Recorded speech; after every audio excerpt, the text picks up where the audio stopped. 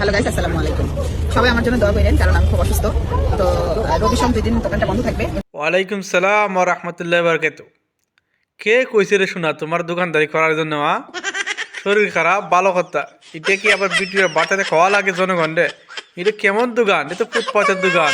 এটা এমন কোনো মার্কেট না যে মার্কেট বন্ধ হইলে বাংলাদেশের খাদ্য সংকট সংকট পড়বে, যে বিরাট একটা অর্থনৈতিক লস হইবে এই দোকান বন্ধ হইলে। এটা ফুটপাতের আশের দোকান, দাঁড়ায় দাঁড়ায় বিক্রি করা লাগে। এই দোকান বন্ধ হইতে কি আর খুললে কি জনগণের কি সেট আসা যায়? কত নাটক জানার শুন না, এই মুখ দিয়ে সেগাই গেছে তো 2 দিন। এই সেগাইবে না, সারাদিন তেল তিলি করলে বেড়াইতে এই বেটা ফলে মাথায় রাখতে গেলে তো অবশ্যই তেল কমবে। এই বিটি কত নাটক জানে, দোকান বন্ধ করবে কুন্দুঙ্গা ইটে খুঁয়ে দে, খুলবে কুন্দুঙ্গা ইটে খুঁয়ে দে। এমন এক দোকান ইন্ডিয়া, বাপ রে বাপ। মনে আইছে এলো গাইস, দোকান বন্ধ থাকবে, বিরাট একটা লসি দোকান।